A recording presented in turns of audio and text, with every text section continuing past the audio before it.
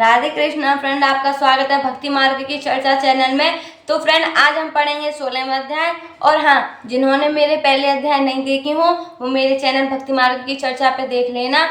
तो चलिए आज हम 16वां अध्याय स्टार्ट करते हैं। बोलिए जय श्री कृष्णा, जय श्री राधे।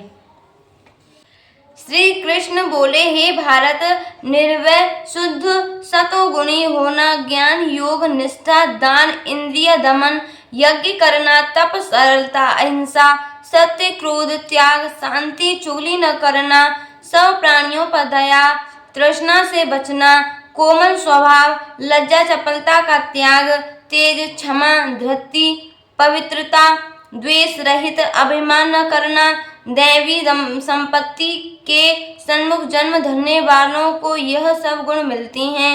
हे पार्थ, दंभ दर्प अभिमान क्रोध कटु भाषण और अज्ञान ये सब आसुरी संपत्ति के सन्मुख जन्म लेने वालों को प्राप्त होते हैं। हे पांडव, देवी संपत्ति मोक्ष और आसुरी संपत्ति बंधन का कारण होती है। तुम शोक न करो, क्योंकि तुम उत्तम देवी संपत्ति के भोग के हेतु जन्मे हो। हे पार्थ, इस लोक में देव और आसुर ये दो प्रकार के प्राणी उत्पन्न किए गए हैं। देवी का विस्तार पूर्व में वर्णन कर चुके, अब आसुरी को सुनो।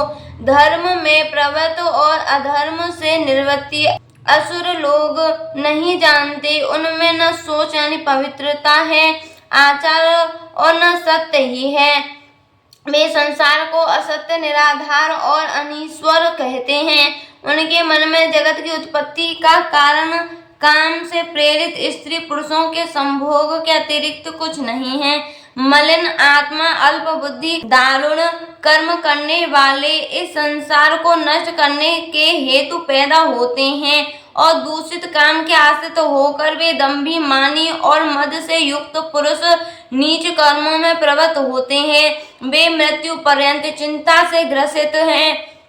कामोपभोग ही सब कुछ है, इसी को सर्वस्व मानते हैं। अनेक आशा रूप पाशों से बंधे, काम क्रोध में तत्पर, कामोपभोग के लिए अन्यान्य से अर्थ संचय की इच्छा करते हैं। मैंने आज यह पाया, इस मनोरथ को पाऊंगा, यह है और यह धन भी मेरा हो जाएगा। यह शत्रु तो मैंने मारा, दूसरे को भी मारूंगा। मैं ईश्वर, भोगी, सिद्ध, बलवान और सुखी हूँ। मैं धनी कुलीन हूँ।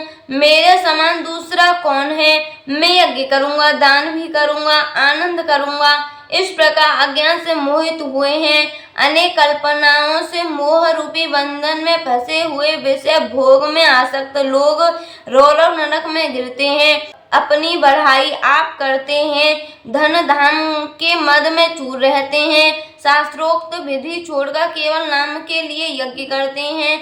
ये अहंकार, बल, घमंड, काम और क्रोध से युक्त है। अपनी तथा औरों की देह में स्थित मुझ में द्वेष रखते हैं तथा मेरी निंदा करते हैं। इन द्वेष करने वाले क्रूर और अधम पापियों को मैं संसार की आसुरी योनियों में डालता हूँ। हे कौन्तेय, जन्म जन्म में आसुरी योनि पाकर वह मूर्ख मुझको पाए बिना ही अंत में अधोगति को प्राप्त होते हैं। काम, क्रोध और लोभ ये तीन नरक के द्वार हैं जो आत्मा का नाश करते हैं। इस कारण तीनों को त्यागना चाहिए। हे कौन्तेय, उन तीन नरक द्वारों से छूटा हुआ मनुष्य अपने कल्याण को सुकृत यानी सत्कर्म करता है, तब उत्तम गति को पाता है। जो शास्त्रोक्त विधानों को छोड़ स्वेच्छानुसार कर्म करता है वह सिद्धि को नहीं पाता, सुख को नहीं पाता और परम गति को भी नहीं पाता। अतएव कार्य और अकार्य इनको जानने के लिए शास्त्र प्रमाण है। शास्त्रोक्त विधान जानकर उसी के अनुसार कर्म करना चाहिए।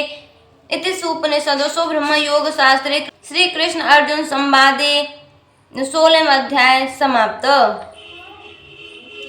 16वें अध्याय का महात्म प्रारंभ। श्री नारायण जी बोले, हे लक्ष्मी, सोरठ देश है जिसके राजा का नाम खड़ग बाहु था, बड़ा धर्मात्मा था। उसके हाथियों में एक हाथी बड़ा मस्त था।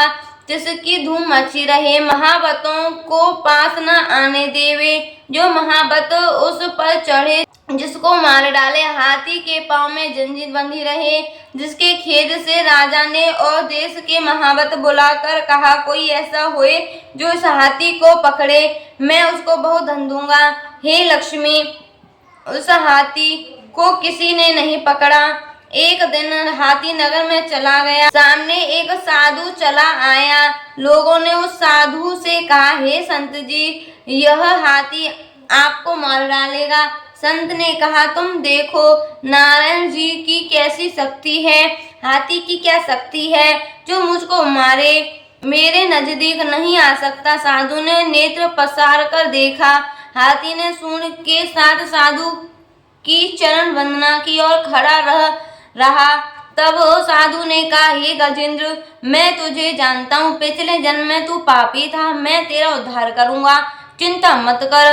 हाथी बारंबार चरण छूता, माथा लगाता था। लोगों ने देखा, राजा को खबर की, राजा भी वहां आया। देखा तो हाथी साधु के आगे खड़ा है। तब साधु ने कहा, अरे गजेंद्र, तू आगे आ। हाथी ने आगे हो चरण वंदना की। उस संत गीता पाठी ने कमंडल से जल लेकर मुख से कहा, गीता के 16वें अध्याय का फल इस हाथी को दिया।